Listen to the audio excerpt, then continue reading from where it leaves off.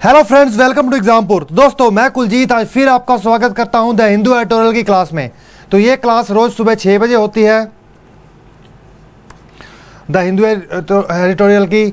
आज है 9 सितंबर 2019 और ये यूपीएससी, स्टेट पीएससी और अदर एग्जाम्स के लिए इंपॉर्टेंट है। ठीक है दोस्तों, अब दोस्तों पूरे और जोश और होश के साथ हम करने जा रहे हैं नए आर्टिकल्स। ये वाला हम नहीं करेंगे। देखिए, ये हांगकांग के ऊपर है, इतना ज़्यादा हमारे लिए इंपॉर्टेंट नहीं है, कोई खास पॉइंट्स नहीं लिखने वाले जो आएंगे।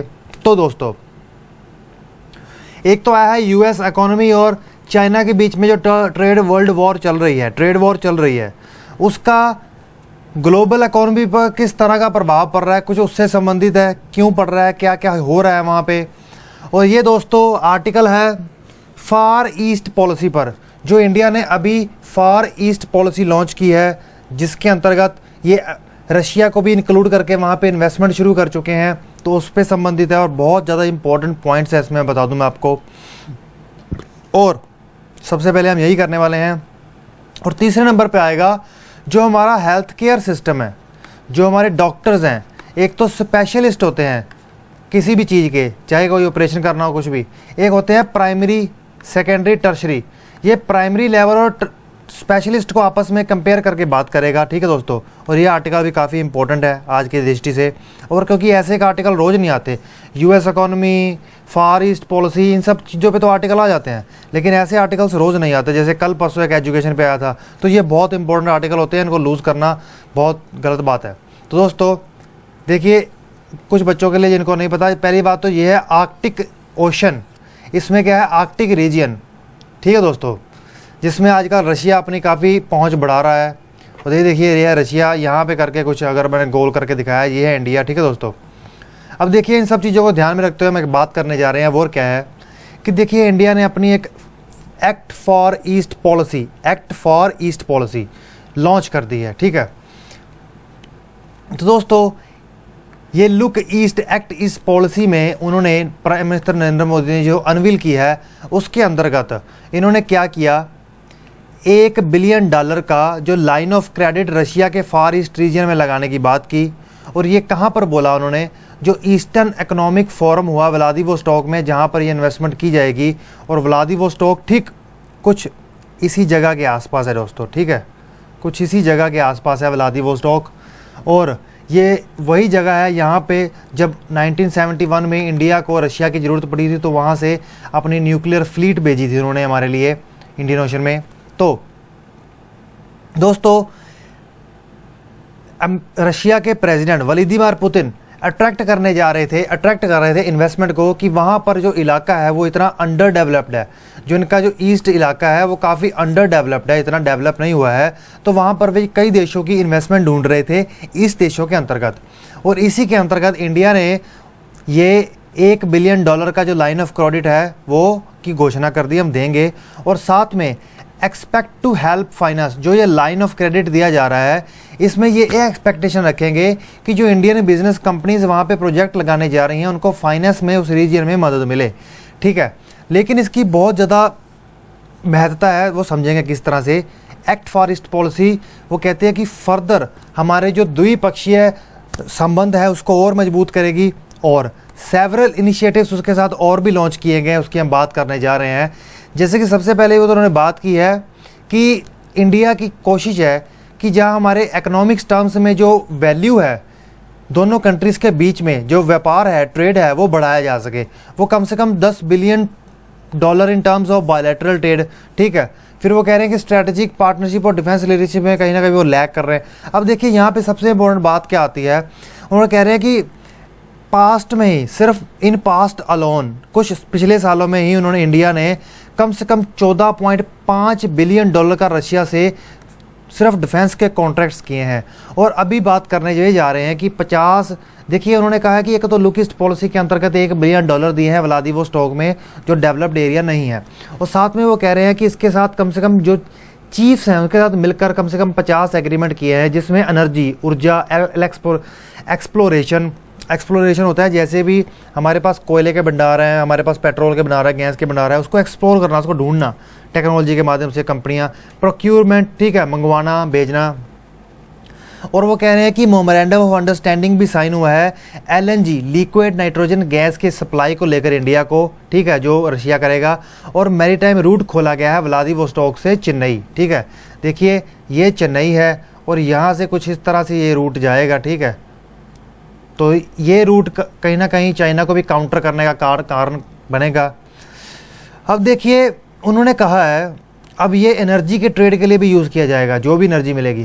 वो कह रहे हैं कि there are two sides also agree, ये दोनों साइड्स और भी कई चीज़ों पर एग्रीमेंट हुए हैं। और कैसे 5-year road map for cooperation on prospecting of hydrocarbon and energy in far east and Arctic region. Far east और आर्कटिक रीजन में जो हाइड्रोकार्बन और एनर्जी है उसके ऊपर भी उन्होंने 5 साल का रोड मैप लॉन्च किया है। अब देखिए बियॉन्ड द बायलैटरल रिस्पेक्ट, वो कह रहे थे कि जो अब तक हमने बात की है ये द्विपक्षीय बातें जो हुई हैं, लेकिन जो हमने रशिया को फार ईस्ट पॉलिसी लॉन्च की है जिसमें रशिया को बीच में इंक्लूड किया, पैसे लगाए और इतने सारे एग्रीमेंट्स किए जिसमें एनर्जी बहुत बड़ा पार्ट कर रही है, उसका क्या कारण है? वो कह रहे हैं इसकी इम्प्लीकेशंस क्या है। देखिए ये वर्ड छोटा मोटा नहीं है, इसका प्रभाव बहुत भारी है। अभी तक तो उन्होंने बात कहा है कि हमारी फार ईस्ट पॉलिसी है, और फार ईस्ट पॉलिसी के अंतर्गत क्या क्या है मैंने आपको यहाँ पे सारा बताया। और ये फार ईस्ट पॉलिसी की कहते हैं इम्प्लीकेशन क्या है, उलझाव क्या है, ऐसा क्या कारण है, इसके क्या पीछे के सोच है, सिस्टम क्या है इसका। यहाँ पे वो बात करते हैं कि energy from the region is as a much bid, एक तरह का ये कहते हैं इस रीजियन से एनर्जी मंगवाना एक तरह का प्रयास है। Benefit from exploration and trade route in Antarctic, ठीक है दोस्तों। देखिए ये आर्कटिक रीजन है, हमने जैसे कि यहाँ पे देखा ये आर्कटिक रीजन है, और फ्लैट में दिखा दें तो वो कह रहे हैं कि इस एरिया में जो ग्लोबल वार्मिंग की वजह से जो बर्फ़ सूखेगी और यहाँ पे जो भंडार भरे हुए हैं इसमें जो फ़ायदा मिलेगा, जो एक्सप्लोरेशन होगा और एनर्जी ट्रांसफ़र होगा इंडिया की, उसकी तरफ भी नज़र है। कहीं ना कहीं से वो चाहता है कि ये प्रोक्योरमेंट हो इस रास्ते से, ठीक है, रास्ता भी छोटा हो गया। और दूसरी बात ये कह रहे हैं कि इंडिया अपना डाइवर्सिफाई करना चाहता है एनर्जी सोर्सेज को। देखिए आज तक हमारे जितना भी पेट्रोल वगैरह, हम जितनी भी क्रूड ऑयल मंगाते हैं, कच्चा तेल मंगाते हैं, वो किन देशों से मंगाते हैं? हमारा जितना भी कच्चा तेल आता है वो इन देशों से आता है, ठीक है, इस आसपास के देशों से आता है, ठीक है। तो वो कह रहे हैं कि जो ये वेस्ट एशिया का रीजन है, ये वेस्ट एशिया का रीजन अक्सर अनस्टेबल होता है। अब देखिए अमेरिका से भी हमारा कुछ सामान आना शुरू हुआ है। अब अमेरिका ने जैसे ईरान पे सैंक्शंस लगा दिए हैं, अब फिर इंडिया को पेट्रोल की प्रॉब्लम आई है। तो इंडिया को ये है कि हम अपना जो कच्चा माल कच्चा तेल मंगाते हैं डाइवर्सिफाई कर दें, सिर्फ इस इलाके पर ना टिके रहकर हम इस रूट से इस इलाकों से भी लेके आएँ जिसकी एक्सप्लोरेशन कहीं ना कहीं यहाँ से होगी और इंडिया को पहुँचेगा, ठीक है दोस्तों। ये इसके इंडिया का बहुत बड़ा इनिशिएटिव है। पहली तो इम्प्लीकेशन इसकी क्या हो गई कि जो यहाँ पे एक्सप्लोरेशन हो की जाएगी, ठीक है, उसमें इंडिया अपना कुछ शेयर देख रहा है, और दूसरा ये देख रहा है कि हमारी जो तेल की मांग है वो डाइवर्सिफाई हो जाए, विविधता बढ़ जाए। और तीसरा इसका क्या है, देखिए investment in far east which of the following neglect given the Russia is seen as a European power in the post European era. देखिए क्या था कि जब रशिया को जब देखिए सोवियत यूनियन कुछ देशों से मिलकर बना था, जब सोवियत यूनियन का पतन हुआ, सोवियत यूनियन के पतन होने के बाद जो रशिया के जो सारा का सारा स्ट्रेटेजिक ध्यान था वो कहीं ना कहीं इस एरिया में रहता था। तो वो सोचते सारा इन्वेस्टमेंट इधर से इधर, इधर से इधर था, तो ये एरिया कहीं डेवलप नहीं हुआ पाया, ठीक है। अब वो कह रहे हैं कि इस एरिया को, जो पूर्व का एरिया है, जो ईस्ट का एरिया है, अब उसके ऊपर डेवलप करने में जो ध्यान जा रहा है इसमें इंडिया को फ़ायदा होगा, ठीक है, इंडो पैसिफिक रीजन में। अब देखिए इंडो पैसिफिक रीजन कौन सा रीजन है? इंडो पैसिफिक रीजन, ये सारा इंडो पैसिफिक रीजन है, ठीक है दोस्तों। अब इसमें चाइना अपनी काफ़ी दखल बढ़ा रहा है, और इंडिया चाहता है कि जैसे अमेरिका तो इसको काउंटर कर ही रहा है, कहीं ना कहीं रशिया भी इसको काउंटर करने में साथ दे, स्पेशली इस रूट से। ये एक बहुत ज़्यादा इंपॉर्टेंट जगह है, ठीक है दोस्तों, ये वाली साउथ चाइना सी। तो ये कहीं ना कहीं कह रहे हैं कि इस मकसद में भी पूरा हो रहा है इंडिया, क्योंकि यहाँ से अगर रशिया अपना ट्रेड रूट खोल देगा और दूसरा हमारा एनर्जी का व्यापार वहाँ से होगा, तो रशिया भी कहेगा भाई संभल जाओ, बता रहा हूँ तुम्हें मैं। तो उसके बाद आता है तीसरा, उन्होंने कहा है कि जो व्लादिवोस्टॉक के ईस्ट रीजन में वो इन्वेस्टमेंट करने जा रहे हैं। इंडिया ने ये नहीं कहा कि नहीं सिर्फ हम, नहीं, वो कह रहे हैं हम वेलकम करते हैं कोऑपरेशन को दूसरे देशों से, अगर वो यहाँ पर इन्वेस्टमेंट करें तो हम उनके साथ मिलकर काम करेंगे। तो कहते हैं जापान ने आगे हाथ बढ़ाने की बात की है। हालांकि जापान और रशिया के बीच में कुछ टेरिटोरियल डिस्प्यूट रहे हैं, कुछ जगहों को लेकर, कुछ लैंड के झगड़ों को लेकर झगड़े रहे हैं, लेकिन फिर भी कहते हैं कि जापान हाथ डालने को इच्छुक है। और दूसरी वो बात कह रहे हैं the interest is seem as India's attempt not only keep a traditional friend close but to ensure some space in. देखिए वो कह रहे हैं कि वो अपना सिर्फ जो बहुत पुराना दोस्त है रशिया, सिर्फ उसको ही साथ नहीं रखना चाहता, उसके साथ वो एक और मकसद पूरा करना चाहता है कि जो रशिया और चाइना के बीच में दोस्ती बढ़ रही है, और दोस्ती से जो ये वाला रीजन में इंडिया का इंटरेस्ट है, कुछ खास करके इस रीजन में और इस रीजन में इंडिया का जो इंटरेस्ट है उसको पूरा करना चाहता है कि रशिया भी हमारे साथ खड़ा हो जाए, चाइना के अगेंस्ट में आकर उससे कहीं ना कहीं दूर हो जाए। और उसमें भी कह रहे हैं इंडिया कहीं ना कहीं पास होता जा रहा है।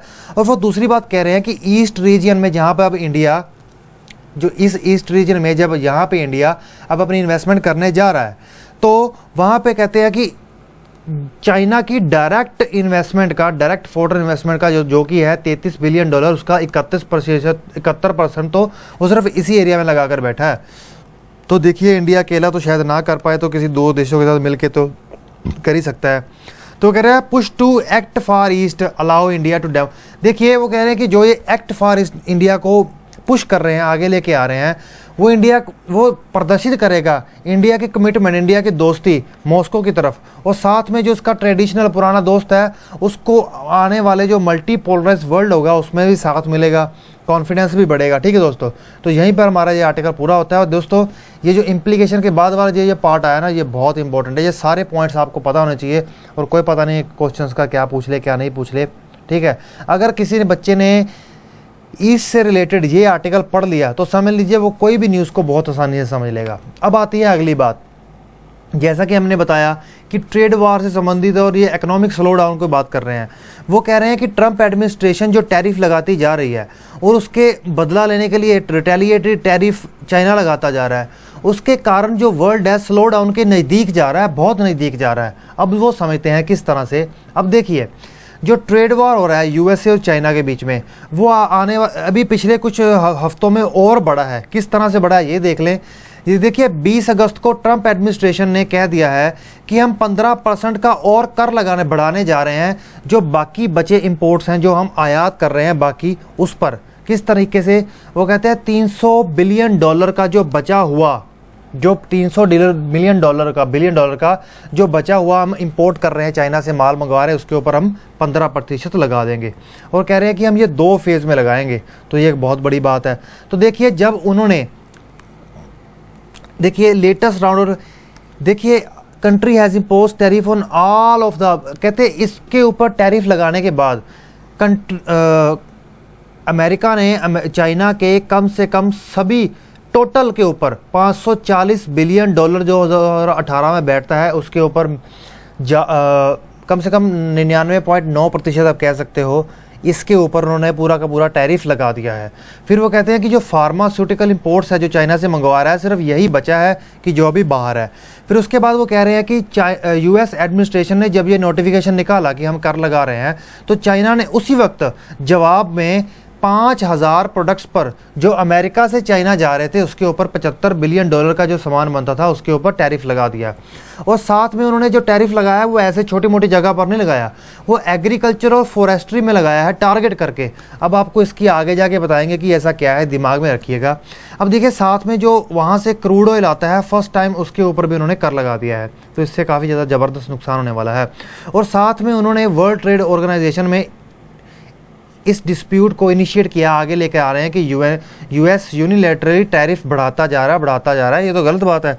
तो देखिए क्या होता है, यूएस एडमिनिस्ट्रेशन चाइना को प्राइमरली, देखिए शुरुआत कहाँ से होती है इन सब झगड़ों की। देखिए यूएस एडमिनिस्ट्रेशन चाइना के ऊपर इल्ज़ाम लगाती है कि ये हमारी कंपनियों को जबरन कह रहा है कि इंटेलेक्चुअल प्रॉपर्टी राइट्स। देखिए इंटेलेक्चुअल प्रॉपर्टी राइट क्या होता है, देखिए मैं एक साइंटिस्ट हूँ या मैं कोई इंजीनियर हूँ या मैं 10-12 इंजीनियर का एक ग्रुप है, ठीक है, मैं किसी कंपनी में अमेरिका में काम करता हूँ, तो मैंने एक नया ऐसा प्रोडक्ट ईजाद कर दिया या दुनिया में अभी तक है ही नहीं, और उसके ऊपर मैंने पेटेंट, समझ लीजिए मैंने कोई ऐसी दवाई बना दी, कोई बीमारी की दवाई बना दी जो बीमारी है लेकिन उसकी दवाई नहीं है, ठीक है, तो दवाई बना के मैंने इसके ऊपर पेटेंट लगा लिया। पेटेंट लेने का इंटेलेक्चुअल प्रॉपर्टी राइट मिल गया। देखिए इंटेलेक्चुअल प्रॉपर्टी राइट का मतलब ये होता है कि जिस व्यक्ति ने इतनी मेहनत करके वो चीज़ ढूंढी है तो उसको उसका फ़ायदा मिले। तो फ़ायदा लेने के लिए क्या करते हैं, तो वो उसको कुछ साल दे देते हैं कि आप 10 साल ले लीजिए, 15 साल ले लीजिए, 20 साल ले लीजिए। एक सीमित समय होता है कि इसमें सिर्फ तब तक आप ही काम कर सकते हैं, आप अपने रेट्स लगाइए और बेचिए, ताकि आपको अपनी जो रिसर्च करने में पैसा लगा है उसका पैसा वापस मुड़ जाए और आपको थोड़ा कमाई प्रॉफिट भी हो जाए। तो ये इंटेलेक्चुअल प्रॉपर्टी का मकसद होता है। और यूएस ने कहा है कि चाइना जबरन हमारी कंपनियों को फोर्स करता है कि ये टेक्नोलॉजी ट्रांसफ़र करे, फोर्सफुली कहता है। देखिए उन्होंने क्या किया, उन्होंने इस बात का ब्लेम उठाया और अपने ट्रेड एक्ट ऑफ 1974 के अंतर्गत इसके इंपोर्ट्स के ऊपर वो लगा दिए, सैंक्शन लगा दिए। देखिए इस जो ट्रेड एक्ट 1974 है, ठीक है, उसके जो प्रोविजंस का एक्ट का सेक्शन 301 है, वो यूएस को अलाउ करता है कि वो इन्वेस्टिगेट करे, किसी भी कंट्री को इन्वेस्टिगेट कर सकती है कि अगर वो उसकी कंपनी के इंटेलेक्चुअल प्रॉपर्टी राइट्स को वॉयलेट कर रहा हो, ठीक है, तो वॉयलेट कर रहा था। वो कह रहे कि अगर वो गिल्टी माना जाए, गिल्टी लगे, तो वो उसके ऊपर ट्रेड रिटेलिएशन कर सकता है, जैसे कि कर वगैरह लगाया है वो लगा सकता है, और उन्होंने लगा दिए। देखिए जो सेक्शन 301 का एक्शन है वो कहीं ना कहीं क्या वो करता ही है WTO के जो रूल्स है डिस्प्यूट सेटलिज्म मैकेनिज्म के, कि किसी भी दो देशों में अगर कोई झगड़ा चल रहा है तो उसका डिस्प्यूट WTO सेटल करेगा, उसको वायलेट करता है, ठीक है। फिर दूसरी बात अब ताजे में उठकर ये आ रही है कि देखिए उन्होंने चाइना के ऊपर यूएस ने करेंसी मैनिपुलेटर का लेबल भी लगा दिया है। देखिए करेंसी मैनिपुलेशन कैसे होती है पहले ये समझ लें। देखिए आपको पता होगा कि हमारे देश की रुपये की बात ले लें, आप सब अखबार तो पढ़ते ही, अगर नहीं पढ़ते तो पढ़ना शुरू कर दीजिए, बहुत इंपॉर्टेंट चीज़ है। देखिए अक्सर आपको न्यूज़ में सुनने को मिलेगा कि जो रुपया है वो रुपया डॉलर के मामले कमज़ोर होता जा रहा है, ठीक है। देखिए इसका मतलब क्या होता है, देखिए $1 है, ठीक है, $1 फॉर एग्जाम्पल समझ लीजिए, एग्जाम्पल के तौर पे कह रहा हूँ कि आज 50 रुपये का मिल रहा है, ठीक है, 50 रुपये का $1 मिल रहा है। तो अगर रुपया गिरेगा तो ये डॉलर क्या हो जाएगा, $1 60 रुपये का मिलेगा, ठीक है दोस्तों, $1 60 रुपये में मिलेगा। अब इसका इंपोर्ट और एक्सपोर्ट के ऊपर अलग अलग है, ठीक है। अगर देखिए $1, क्योंकि अगर हमें दुनिया में किसी भी देश में व्यापार करना है तो वो डॉलर से होगा। पूरी दुनिया के देशों ने एक ही करेंसी को तय कर रखा है कि इसी करेंसी में व्यापार होगा। अगर हम हमसे, जैसे इंडिया अगर ऑस्ट्रेलिया से कुछ खरीदेगा तो उसे अमेरिकन डॉलर देने होंगे जाके, फिर उसे वो सामान मिलेगा। अगर वही देश ऑस्ट्रेलिया इंडिया अगर कुछ खरीदता है तो उसे अमेरिकन डॉलर देने होंगे, फिर वो मिलेगा, ठीक है। तो इसी तरह से क्या होता है कि जब अमेरिका का $1 इंडिया का 50 रुपये का हो जाता है, ठीक है। अगर हमें कुछ एक्सपोर्ट करना है, देश से बाहर भेजना है, तो क्या होगा, अगर कोई व्यक्ति फॉरेन से आता है, समझ लिया अमेरिका से कोई व्यक्ति यहाँ पे आता है और यहाँ पे कोई चीज़ खरीदता है, तो वो अपना $1 यहाँ पे आके जब देगा बैंक में तो उसको 50 रुपये मिलेंगे। जब उसको 50 रुपये मिलेंगे तो वो 50 रुपये की सिर्फ समझ लीजिए कि $1 की एक चीज़ है और 50 रुपये की 50 चीज़ें ही ले जा सकेगा, ठीक है दोस्तों। तो इससे क्या होगा, अगर वही समझ लीजिए रुपया थोड़ा गिर गया $1 के हिसाब से, ठीक है, और वो 60 रुपये का हो गया, तो वही व्यक्ति अगर अमेरिका से दोबारा $1 आके देगा तो उसको 60 रुपये मिलेंगे। तो $1 की एक चीज़ है तो 60 चीज़ें लेके जाएगा। इससे जो हमारा माल है ज़्यादा बिकेगा और पूरी दुनिया की मार्केट में सस्ता हो जाएगा और कॉम्पिटिटिव हो जाएगा, ठीक है दोस्तों। तो ये एक फ़ायदा होता है एक्सपोर्ट के मामले में।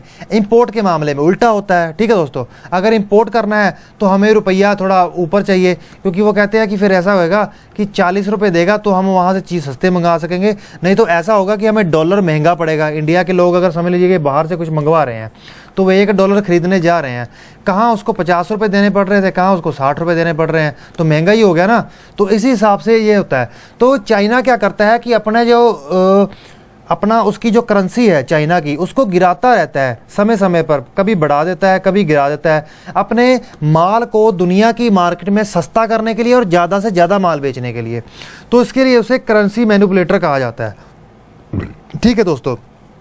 अब समझने की बात है, देखिए वो कह रहे हैं कि पहले तो जो ट्रंप ने सिर्फ IPR का, इंटेलेक्चुअल प्रॉपर्टी राइट का प्रॉब्लम उठाई थी, लेकिन इस बार तो उन्होंने एक नई प्रॉब्लम उठा दी कि करेंसी मैनिपुलेटर बोल रहे हैं। तो कहते हैं कि अब ये काम करके ना, जो नई इन्होंने अभी दोबारा जंग छेड़ी है, तो US एडमिनिस्ट्रेशन ने सिर्फ जो स्पिरिट ऑफ मल्टीलेटरलिज्म जो WTO से पूरी दुनिया के बाजार सभी देशों के लिए खोल दिए गए, कर कम कर दिए गए, उसका ही वोलेशन नहीं किया, उसने गोल भी शिफ्ट कर दिए। उन्होंने जैसे कि बताया कि उन्होंने जो वहाँ के US सेक्रेटरी ऑफ ट्रेजरी हैं जिनका नाम है स्टीवन, उन्होंने अपनी रिपोर्ट में ये कहा था कि ये काम ये कर रहा है जो रेट ऑफ एक्सचेंज है, जैसे कि $1 और फॉर एग्जांपल उसका करेंसी का 50, ठीक है, तो वो एक्सचेंज रेट है ना, उसको खेल रहा है उसके साथ।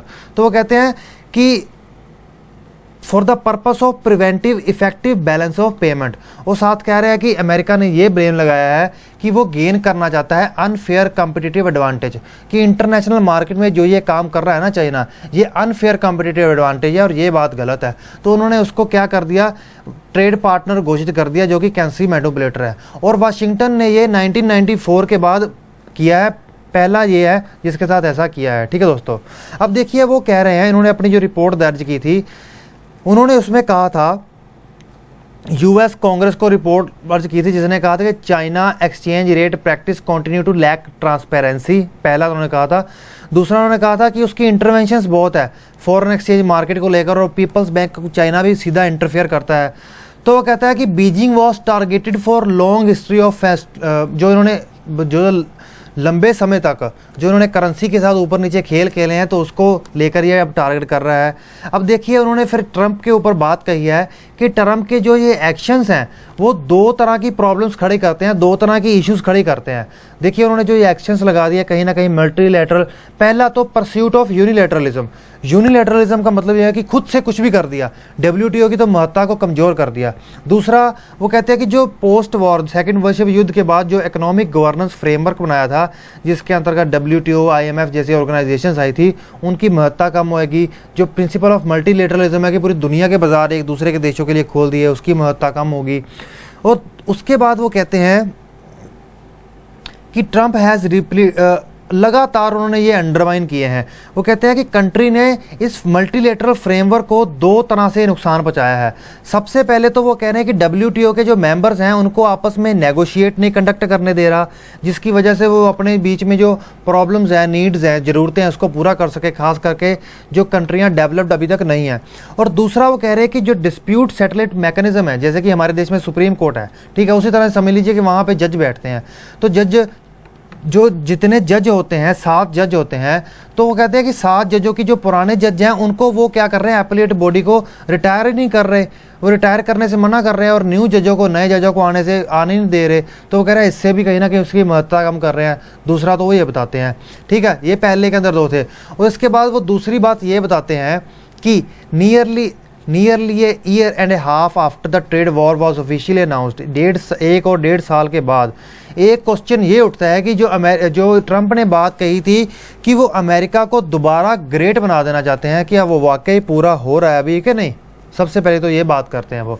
उसके बाद वो बात करते हैं कि जो ट्रेड वॉर का जो इम्पैक्ट है ट्रेड डेफिसिट पर क्या पड़ेगा, ट्रेड डेफिसिट पर क्या पड़ेगा।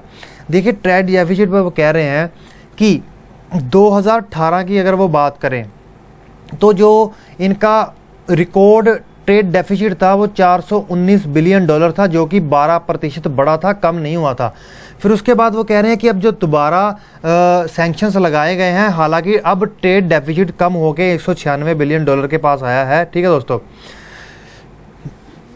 अब फिर उसके बाद वो बात करते हैं कि जो ट्रेड डेफिसिट हुआ है ना, एक तो US का ट्रेड डेफिसिट हुआ है वो 10% को लेकर कम हुआ है, और उसका जो इंपोर्ट था चाइना से वो भी $31 बिलियन कम हुआ है, और साथ में जो भी चाइना को इंपोर्ट कर रहा था $12 बिलियन वो भी कम हुआ है। मतलब चाइना टोटल उसका ऑलमोस्ट डबल से ज़्यादा ही भेज रहा है। फिर वो कह रहा है कि अगर ये सोचे ना कि अगर इस ट्रेड वॉर से अमेरिका बचा रह जाएगा, कहते हैं भूल जाओ इस बात का। वो कहते हैं कि ये हर्ट करेगा US इकोनॉमी को भी बहुत ज़बरदस्त तरीके से। वो कहते हैं क्यों? क्योंकि इन्होंने जो कहते हैं एग्रीकल्चर, कृषि सेक्टर को, क्रूड ऑयल को और जो फॉरेस्ट्री को टारगेट किया है, जो सेंसिटिव सेक्टर हैं जिनको लगातार मदद चाहिए, और ये वो सेक्टर हैं जिन्होंने प्रेसिडेंट ट्रंप को पॉलिटिकल कैंपेन में मदद की थी, पॉलिटिकल कैंपेन में ज़बरदस्त लेवल पर मदद की थी। अब कहीं ना कहीं अगर वही खिंच गए तो क्या बचेगा उनका। तो वो कह रहे हैं कि अभी ट्रंप एडमिनिस्ट्रेशन भी कहीं ना कहीं से डरी हुई थी, जो दूसरे राउंड के जिन्होंने इम्पोजिशंस लगाने थे वो भी लगाए नहीं हैं, और वो क्रिसमस परचेज के बाद लगता है कि वो लगा सकते हैं। फिर वो आखिर में कहते हैं कि जो इकोनॉमिक स्लो डाउन 2020 में प्रेडिक्ट किया गया थी आएगा, वो इन सब स्टेप्स की वजह से थोड़ा जल्दी आ गया है। ठीक है दोस्तों, अब यहाँ पर ये हमारा आर्टिकल पूरा होता है और अगला आर्टिकल हमारे सामने आता है डॉक्टर्स वाला। तो देखिए बात क्या होती है यहाँ पर। देखिए हमारे पास डॉक्टर्स होते हैं, हम समझ लें कि हमारे हेल्थ केयर सिस्टम में प्राइमरी सेक्टर होता है, एक सेकेंडरी सेक्टर होता है, टर्सरी सेक्टर होता है। प्राइमरी सेक्टर में छोटी मोटी बीमारियों का इलाज किया जाता है, हमारे गांव लेवल पे भी बुखार हो गया, कोई चोट वगैरह लग गई। उसके बाद सेकेंडरी होता है जो उससे थोड़ी सीरियस बीमारियां हैं, और थर्ड लेवल पर आता है जो बहुत बड़ी कैंसर जैसी बीमारियां हैं, वहाँ पर हमारे स्पेशलिस्ट पाए जाते हैं। यहाँ पर प्राइमरी केयर दी जाती है। ठीक है दोस्तों, और इसी से संबंधित आर्टिकल है। वो आर्टिकल क्या है, देखिए सबसे पहले तो राइटर जापान की एग्जाम्पल देता है और कहता है कि जो जापान का सबसे बड़ी डॉक्टर्स वाली अथॉरिटी है, जैसे कि हमारे मेडिकल काउंसिल ऑफ इंडिया है, उसी तरह से वहाँ की भी एक जो अथॉरिटी है, उस अथॉरिटी का जो प्रभाव वहाँ की जो सबसे बड़ी बॉडी है उसके ऊपर कम करने में कामयाब हुए हैं अपने पॉलिसी डिसीजंस को लेकर। और साथ में वो कह रहे हैं कि वहाँ के जो प्राइमरी केयर प्रैक्टिशनर्स हैं उनको अपनी आवाज़ में दम लाकर बोलने का मौका भी उन्होंने दिया है। तो वो कह रहे हैं कि जो हॉस्पिटल्स थे, अभी जापान की हिस्ट्री की बात कर रहे हैं कि वहाँ पे जो हॉस्पिटल्स थे वो पहले अमीरों को फ़ायदा ज़्यादा था और गरीबों को कोई ज़्यादा बेनिफिट नहीं था। जो वहाँ के प्राइवेट क्लिनिक्स थे और हॉस्पिटल्स थे उनके बीच में बड़ा ज़बरदस्त कनेक्शन था और एक तरह का नेक्सस बनाकर बैठते थे। तो वो कह रहे हैं कि इन्होंने जो ये लॉबिंग हो रही थी ना, इसको तो बिल्कुल उन्होंने सॉल्व कर दिया है पॉलिसी डिसीजन से लेकर। ठीक है दोस्तों, और वहाँ के जो जापानीज़ मेडिकल एसोसिएशन है, वहाँ पर जो प्राइमरी केयर प्रैक्टिशनर्स को उन्होंने क्या दिया है, आगे आकर आने का मौका दिया है। इससे क्या होगा, जो टर्सरी सेक्टर पर लोड कम होगा और जो गरीब व्यक्ति है जो सीधा वहाँ नहीं जा सकता, यहाँ पर जाके अपनी छोटी मोटी बीमारियों का इलाज भी करा सकेगा। ठीक है दोस्तों, अब इस पे बात क्या होती है, वो इंडिया की आगे बात करते हैं। वो कहते हैं इंडिया इससे बिल्कुल विपरीत, हॉस्पिटल की तरफ सब कुछ बड़ा है कि बड़े बड़े हॉस्पिटल हो, उसमें बड़ी बड़ी मशीनें रखी हों, तो सब कुछ उसी के अंदर है। तो वो कह रहे हैं कि जो अर्बन हॉस्पिटल है, जो शहरों में हॉस्पिटल है, उसके अंदर पब्लिक इन्वेस्टमेंट है, मतलब सरकारी इन्वेस्टमेंट करके उसको कम्युनिटी के लिए स्ट्रेंथन किया जा रहा है based on primary health care. तो वो कह रहे हैं कि जो उसके साथ साथ ही जो प्राइवेट सेक्टर के हॉस्पिटल हैं, जो डॉक्टर्स हैं, वो एक तरफ तो कह रहे हैं कि हॉस्पिटल में भी जॉब करते जा रहे हैं और साथ में अपने प्राइवेट भी खोल के बैठे हैं। ठीक है, डुअल जॉब कर रहे हैं। फिर उसके बाद ये बात करते हैं कि doctors to constitute a power group to help together by core interest. कहीं ना कहीं कहते हैं इससे क्या होता है कि डॉक्टर अपना ग्रुप बना के बैठ जाते हैं बड़े वाले, और जिससे वो कहीं ना कहीं अपने इंटरेस्ट को ही पूरा करते हैं। ठीक है, तो वो कह रहे हैं कि ये ट्रेजेक्ट्री का इम्पैक्ट बहुत बुरा है इंडियन हेल्थ केयर सिस्टम पर। वो कहते हैं फोकस ऑन हॉस्पिटलाइजेशन। वो कहते हैं कि जो बहुत अमीर लोग हैं वो तो हाईटेक बड़े बड़े हॉस्पिटल्स में चले जाते हैं, लेकिन जो गरीब लोग हैं अभी फ़िलहाल उनकी पहुंच हो पाई है जो आयुष्मान भारत जैसी बड़ी इंश्योरेंस स्कीम्स आई हैं जो लोगों को प्राइवेट हॉस्पिटल में जाकर अपना इलाज करने में मदद कर पा रही हैं। तो वो कह रहे हैं कि improvising expenses are incurred on the basic medical care. अब वो कहते हैं कि देखिए हर व्यक्ति को तो so called high medical care नहीं चाहिए, किसी को छोटी भी चाहिए, अगर हर व्यक्ति तो उस पर तो ना जा सकता है। तो वो कह रहे हैं कि एक बोरे कमेटी रिपोर्ट दी गई थी 1946 में। ठीक है दोस्तों, 1946 में, जो 37 साल बाद उनकी जो रिपोर्ट की जो रिकमेंडेशन है उसको सुना गया, जिसमें उन्होंने कहा था कि सोशल फिजिशियंस होना चाहिए इंडियन हेल्थ सिस्टम में। जैसे कि वो कह रहे हैं कि फर्स्ट लेवल पर जहाँ पे सीधा अप्रोच की जा सके वो होने चाहिए, to finally recognise family care as a separate speciality. ठीक है दोस्तों, फिर उसके बाद वो कहते हैं कि जो हमारी मेडिकल काउंसिल इन इंडिया में है वहाँ पे जो स्पेशलिस्ट है उन्हीं का ही डोमिनेंट प्लेस है, लेकिन जो प्राइमरी केयर वाले हैं उनका तो कोई रिप्रेजेंटेशन ही नहीं है। तो वो कह रहे हैं कि जो नया नेशनल मेडिकल कमीशन बिल आ रहा है उसमें भी सिचुएशन कुछ बदलती सी नहीं दिख रही है। वो कहते हैं कुछ ज़्यादा बड़ा चेंज नहीं दिख रहा है। तो वो कह रहे हैं कि जो करंट ओपोजिशन है to training mid level providers, देखिए वो कह रहे हैं कि नेशनल मेडिकल एक्ट 2019 भी एक तरह का एग्जाम्पल क्रिएट कर रहा है कि वहाँ पर भी कहीं ना कहीं जो प्राइमरी केयर पर उन्होंने कहा है कि प्राइमरी केयर प्रैक्टिशनर्स खड़े जाइए जा रहे हैं, वहाँ पर भी उनको अपोज किया जा रहा है। तो वो कह रहे हैं कि जो प्रेजेंट पावर स्ट्रक्चर है वो कहीं ना कहीं प्राइमरी हेल्थ केयर को कहीं ना कहीं ख़राब करने की एक तरह से ख़राब ही हो रहा है, हर बंदा तो वहाँ नहीं पहुँच पाएगा। तो वो कह रहे हैं the presence of evidence providing the practitioners of modern medicine trend through shorten courses. वो कह रहे हैं कि एविडेंस क्या है, देखिए जो प्रैक्टिशनर्स होते हैं, जो छोटे नर्स होते हैं, कंपाउंडर होते हैं या छोटे डॉक्टर होते हैं, उनको छोटे मोटे 2-3 साल के कोर्स करवा के गांव या वाले इलाकों में जहाँ पे वो बुखार जैसी दवाइयाँ दे सके, थोड़ा सिर दर्द हो गया या चोट लग गई, ये छोटी मोटी बीमारियाँ प्राइमरी लेवल तक की हैं, ठीक है, प्राइमरी लेवल तक की, ताकि इससे हमारा बहुत लोड कम होगा। तो वो कह रहे हैं कि जो ऑर्थोडॉक्स एलोपैथी है वो कहीं ना कहीं इसको आगे आने नहीं दे रही है, उसको अपोज कर रही है। तो फिर उन्होंने कहा कि एक और प्रपोजल दिया गया था कि जो ऑर्थोडॉक्स इंडिजीनियस प्रैक्टिशनर्स हैं, जो आयुर्वेदा के ऊपर या फिर इनसे संबंधित किसी के ऊपर काम करते हैं, तो उनको ट्रेन किया जाए। तो कहते हैं इसके ऊपर भी सिमिलर ओपोजिशन, मतलब सिमिलर उनको सामना करना पड़ा विरोध का। तो वो कह रहे हैं कि इसी पर वो कहते हैं कि यूके जैसे और यूएस जैसे देशों ने अपने देशों में प्राइमरी केयर प्रैक्टिशनर्स को आगे लाकर मॉडर्न मेडिसिन को उन्होंने क्या किया कि 2-3 साल के कोर्सेज लाए और बहुत बड़े स्तर पर छोटे छोटे इलाकों में जहां पर हर डॉक्टर नहीं पहुंच सकता वहां पर डॉक्टर को पहुंचाया और अपनी मेडिकल केयर की बहुत बड़ी प्रॉब्लम्स को सॉल्व किया। फिर उसके बाद वो कहते हैं कि यूके, जापान और मैनी अदर कंट्रीज, ठीक है, उन्होंने कहते हैं भाई इस जनरल प्रैक्टिशनर्स को क्या किया, इंसेंटिवाइज किया, बढ़ावा दिया, ताकि वो अपने, और इसके उन्होंने बहुत ज़्यादा पॉजिटिव चेंज देखने को मिला और वो बहुत सारी बीमारियों से डिफेंड कर पाए। उसको कहते हैं कि इस कम्युनिटी को उन्होंने डिफेंड करने के लिए पूरे लीगल एक्शंस भी लिए, ठीक है दोस्तों। और कहते हैं कि 3 broad take away emerge ones. सबसे पहला तो वो कहते हैं कि जो हॉस्पिटल नाम के थंब बने हुए हैं उनसे थोड़ा अलग जाकर सोचने की ज़रूरत है। और उसके बाद वो कहते हैं कि reversing the aspiration of medical professional from being unduly oriented to a tech. देखिए क्या होता है कि वो कह रहे हैं कि जो टेक्नोलॉजी ओरिएंटेड चीज़ है, जो सब लोग उसके अंदर चले गए, सोचते हैं कि इससे बाहर कुछ हो ही नहीं सकता, कहते हैं उससे भी थोड़ा अलग होने की ज़रूरत है। और उसके बाद वो कहते हैं कि एडिक्वेट एम्पावर देने की ज़रूरत है। दूसरी बात वो करते हैं प्राइमरी लेवल के जो प्रैक्टिशनर्स हैं, प्राइमरी केयर प्रैक्टिशनर्स हैं, उनको एम्पावर करने की ज़रूरत है कोर्सेज देकर, ठीक है दोस्तों, और उनको डिसीजन मेकिंग में उनकी वॉइस देने की ज़रूरत है हेल्थ केयर सिस्टम में। और वो तीसरी बात ये करते हैं कि एक गेट कीपिंग सिस्टम की ज़रूरत है। वो गेट कीपिंग सिस्टम क्या है कि देखिए कोई व्यक्ति सीधा टर्शरी सेक्टर में ना जा सके, पहले वो प्राइमरी सेक्टर पर जाए, अगर वो उसकी प्रॉब्लम को हल नहीं कर सकता फिर सेकेंडरी, फिर टर्शरी। बाईपास सिस्टम नहीं होना चाहिए कि वो यहाँ से सीधा वहाँ पहुँच गया। तो कहते हैं जैसे कि यूके जैसे देशों ने ऐसा काम करके काफ़ी सफलता पाई है, ठीक है दोस्तों।